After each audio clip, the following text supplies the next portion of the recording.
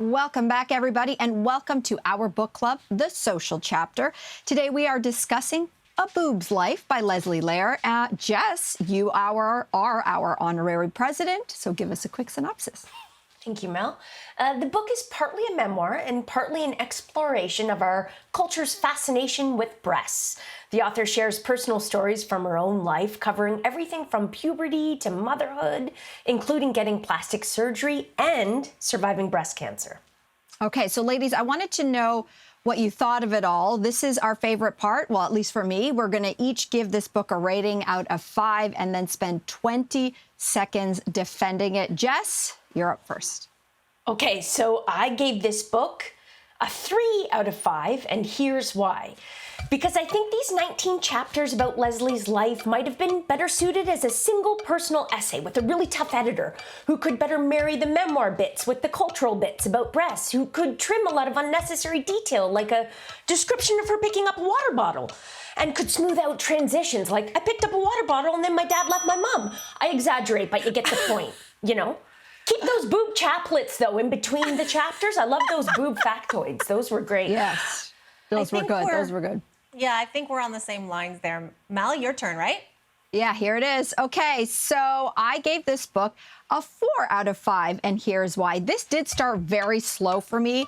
And while, yeah, I have boobs, I couldn't relate to a lot of her stories. But then all of a sudden, at some point in the book, it just clicked. I realized that, yes, so many of my life decisions have been shaped and influenced by my chest. It's a really unique way to write a memoir, for better or for worse. I realized that, yes, my breasts are front and center of most of my life. I see what you did there, I hear Melissa. you. Yeah. I think there's a lot of similarities on our takes of this book. I gave this book a question mark out of 5, and here's why. I had really mixed feelings about this book. On the one hand, I liked the idea, but I couldn't help but wonder if I would have liked it more, like Jess, if it was an essay. It felt really long and maybe too ambitious in scope. It definitely needed a better editor. I found several mistakes in it. She kept trying to bring it back to boobs when I think it was actually more about beauty and narcissism in the USA. Having said that, the parts about her breast cancer journey were very thought-provoking. Yeah. Hence the question mark. I Same. think that I like your question mark, Cynthia. I wish I thought of it. I gave this book a 3.25 out of 5. And I think it's a case of misplaced expectations. Nowhere on the cover does this say it was a memoir. I didn't go in thinking it was a memoir. So, I mean, I don't know if it was my lack of research, but because of that, and I was reading memoir page after memoir page, I was like, where is the cultural discussion about boobs? And there was no link there to me. Not much of one, at least. Wow, this was really interesting. I loved this so much. But now it's time for a discussion question. How did the book make you feel about your own boobs? I mean, it didn't. I didn't do that. I didn't relate. Like Mel said, I did not relate to this woman really at all.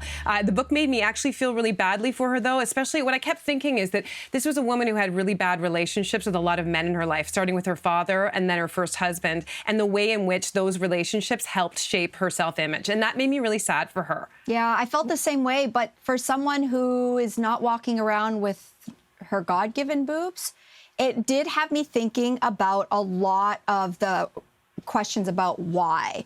Why have I done this to myself? What will I tell my daughter? And so it's funny that I actually took her out of the story a lot of the times and just sort of placed myself in the middle of my own story and asking those questions about what are the role of these things in my life. Like you, Cynthia, I do think about my boobs, but she didn't make me think more about my boobs. I do think that, she clearly has, boobs are a personal, lifelong fixation for her.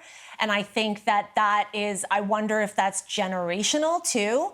She's a little older than we are. And during a time when, the imagery was, there's still so much breast imagery that comes at us. But I think it was talked about it in a different way.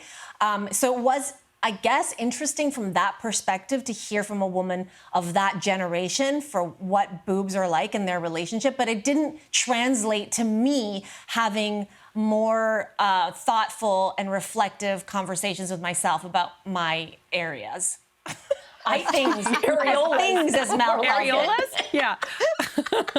I totally agree. It didn't make me reflect too much, but I did reflect this morning, knowing that we were going to be talking about this today.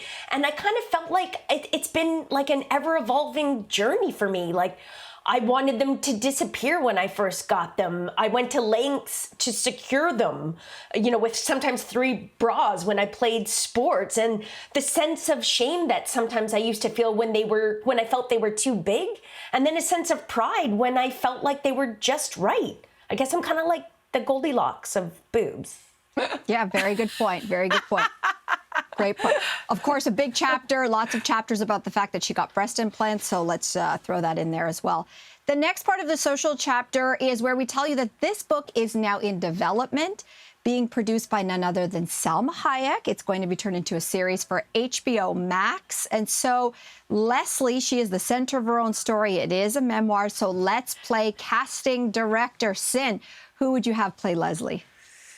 Well, I really can't picture this as a series, to be honest, but if it's going to work, to me, it's got to bring a bit of levity and sort of lightness. And Sarah Silverman was the person who came to mind. I thought she could bring a kind of edginess and comedic impulses to this, yes. Yeah, I think we're kind of along the same lines. Physically, I thought Catherine Hahn looks a lot like Leslie and has the comedic chops to go serious or to go really funny when it comes to her boobs. So I thought that she ticked a lot of boxes.